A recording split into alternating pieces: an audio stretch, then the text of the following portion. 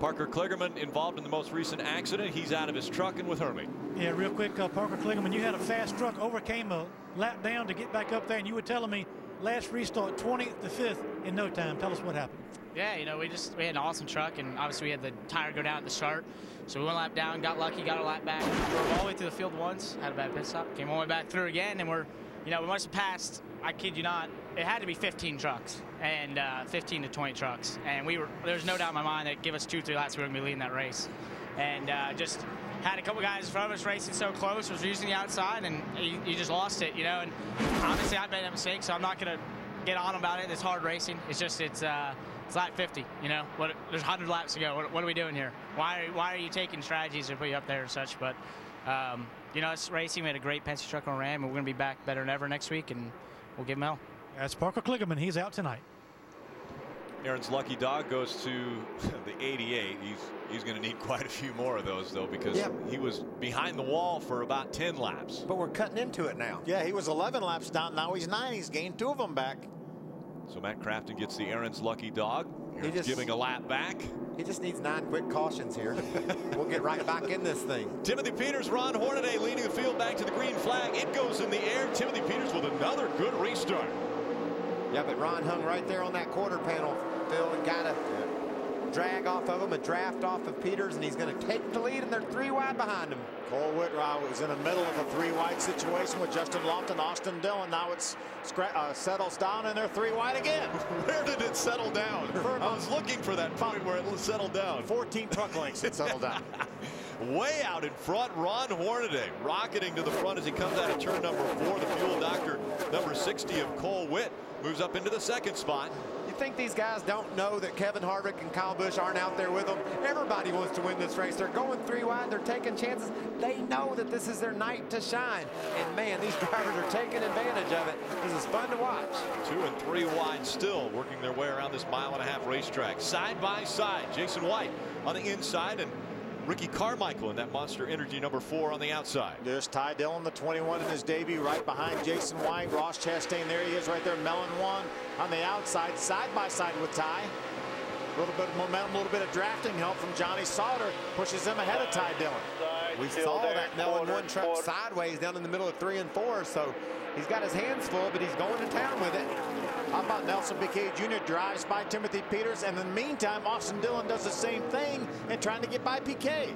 Nelson Piquet on the high side. He's been running up there and been able to keep the momentum up as he pulls in front of that 3 coming out of turn number 4. Hornaday, Cole Whitt, Timothy Peters, Nelson Piquet Jr., Austin Dillon. Peters has dropped back to the 5th spot. Justin Lofton 6, David Starr, Brian Eichler, James Buescher, and Brendan Gaughan, your top 10. You know, it's amazing. Ron Hornaday jumps into it with a new team. Essentially, it's KHI, but it's a group of people that he hasn't worked with, Bruce Cook and all his guys. And, man, does it look like it's rejuvenated him. He likes it. I mean, we've watched Ron. He won Atlanta. He might have won Atlanta at the slowest speed ever coming to the checker. That's right. That wasn't under caution. He made his way to the checker because of some fuel mileage strategy. Great job by that team. Great job by Ron getting win number 49. But this is speed we haven't seen out of him lately, and I love it. Hornaday way out in front now, has a 2nd lead over Cole Whitt running 2nd. Nelson Piquet Jr. in 3rd. Austin Dillon and Timothy Peters your top 5. I believe I'd call Ron and say the heat's coming, buddy. Piquet and Austin Dillon look like have the 2 fastest trucks here tonight along with Ron Hornaday, so they're going to go join him.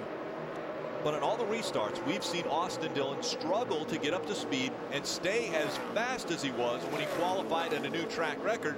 But after he gets a few laps into that truck and into a run, we see him move up and really strong. So it looks like he's got his truck set up maybe for a little longer run. Yeah, and I love what Phil said about PK. He's able to run the high line. We see guys come in here, they just nick at that bottom. They dive for the bottom, the bottom, the bottom. Not Nelson. He just goes where they ain't. He gets down to the turn. If they want to go low, he'll take them high. Got a couple of runs at Cole Whitt on the outside. Now he's going to move to the inside. See what he can do down in 1 and 2 with Cole Whitt. See that truck hugging the yellow line there. Now he gets a little bit free down on the bottom. Has to check up a little bit. That's going to hurt his momentum a little. Going to give Austin possibly a run at him. Riding along with Austin Dillon. That vantage point. You see Nelson Piquet Jr. making the move back up to the high side of the racetrack. Austin's going to try to pull to the inside. Now he's going to duck in behind Piquet. good battle here, three-way battle for second. Meanwhile, Hornaday has opened up about a second-half lead over second place. Here goes PK again to the inside. Didn't work last time, doesn't work this time. Cole Witt still running in the middle of the track, able to pull out in front of these guys. He got loose again. Michael had to back off, move up the racetrack. That opened the door for Austin to see if he can take this third. We got a trouble in turn 4 right in front of the leaders here. And coming back down across the racetrack, making his way onto pit road. Looks like the 07 potentially. John King in the 07. So John King makes his way onto pit road. The caution comes out once again. A little bit of damage to the right front of that truck. Closing in on the halfway point, 150 laps scheduled for this one, 84 remaining. It's Ron Hornaday out in front of the field.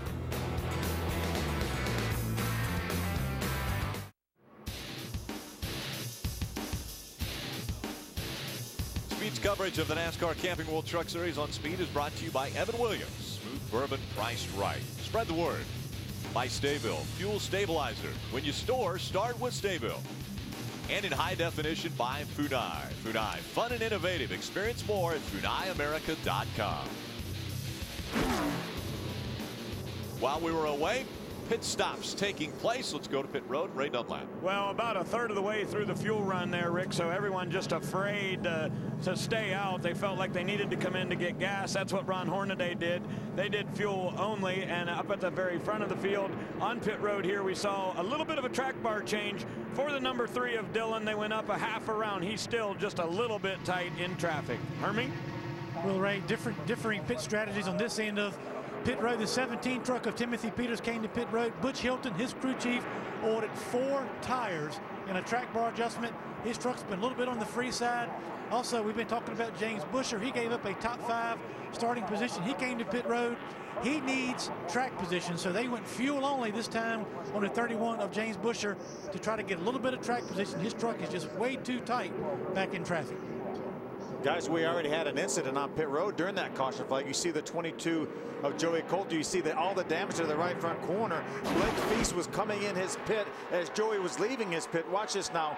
Towards the middle of your screen. Watch, Joey's going to pull out. Blake Feast is pulling in, make pretty significant contact, turns Blake Feast around, does a lot of damage, Michael, to that 22 truck. Yeah, and that's not on Joey Coulter right there. That's on the crew chief saying just sit still, we got one coming in. Evidently he didn't realize that Feast was pitted right there, and so therefore when he turned in, it caught him off by surprise. And it looked a little bit like Blake was lost. He didn't really know where he belonged, so I'm sure that confused the crew. I think he was going to come in, started to turn in, then Ron Hornaday left his pit, so that left him out there, and it looked probably Harold Holly, crew chief of Joey Coulter, didn't realize that maybe that he was going to turn in that soon. Matt Crafton grabs another Aaron's Lucky Dog. 8 more to go, and we're getting right back in this thing with Matt Crafton. So a bunch of lucky dogs early. He got a wave around. He was what was he down 11 laps when he returned to the track? So got 3 of them back.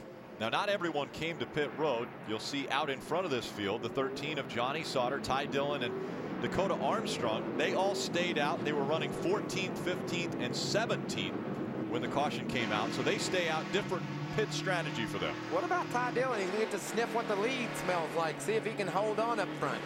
Good experience for him, too. That's another part of the learning process. Be up here front here with somebody like Johnny Sauter and see what he can do here up at the front of the field. What do you think Pop-Pop's thinking right now? That's got to be a little bit nerve-wracking. First start, sitting on the front row here for this restart.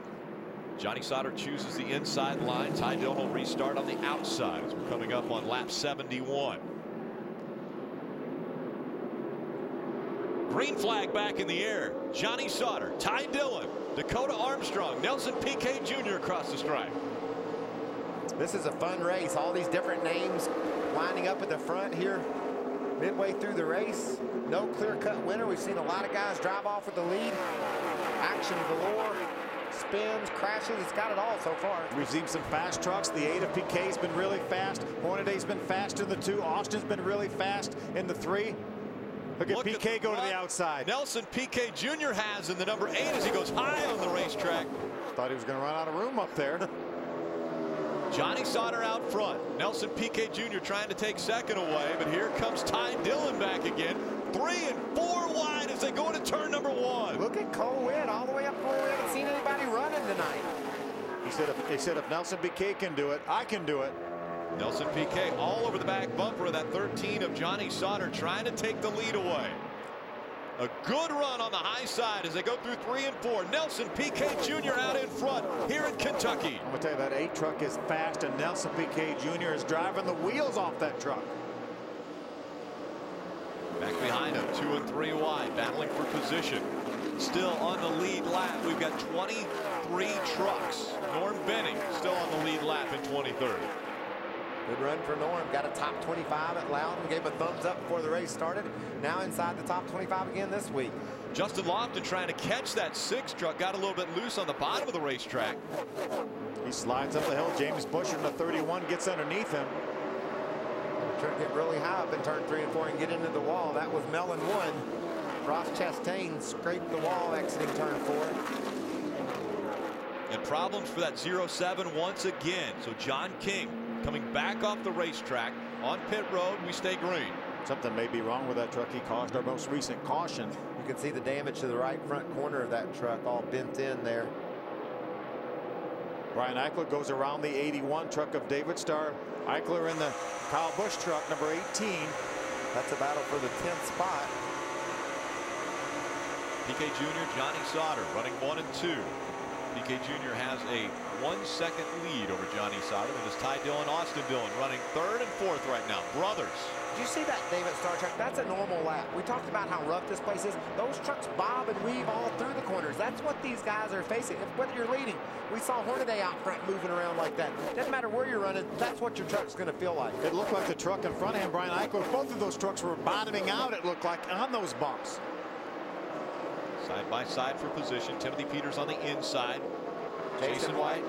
He's in 12th. Peters wants it 13th. Not able to complete the pass down on the bottom. Jason makes a nice run through 1 and 2 on the outside. There's the brothers together for the first time tonight. How about that? Austin, the fastest truck on the racetrack this last lap at a 30.50. Running in the 4th spot behind his brother Ty Dillon. My first race that I ran in NASCAR with my brother on the track, I saw him a lot that day when he was lapping me. I didn't have any, I wasn't competitive like Ty is. This is cool to see this young man getting his shot and making the most of it. Running inside the top 5 here. Clear, all clear. Good job, a little pit strategy early on in this race as we cross the halfway point. Ty Dillon, Johnny Sauter, and Dakota Armstrong, they stayed out. Dakota has fallen back to the 9th spot now. Piquet Jr. out in front. Sauter still holding on to 2nd. And remember, differing strategies for these Dillons. We know Austin wants to get up there. Our point leader coming into this race wants to win this race. Ty just wants to get the experience, run all the laps, as we see Austin turn underneath Johnny Sauter in a battle for 2nd. You know, we talked earlier, I've seen it every restart. Austin hasn't taken any chances. When they say go, if they want to go 3 wide, he backs out of those situations. He knows he's got a truck he can win with. But as the laps wind down, he can't afford to give up those spots. He's going to have to keep it right on the front, right up front to run with Piquet Jr. He's got a real fast truck, too. So Piquet Jr. had about a 2.2-second lead over Austin Dillon, who's taken over the 2nd spot now. And around goes Ross Chastain in the 66. No caution as of yet. Still trying to get up to speed. He's right in front of the grandstands. Can he get it fired? Out. He's up here. No, the caution will come out as Nelson Piquet Jr. will go by almost at speed down at the bottom of the racetrack as the 66 is up high.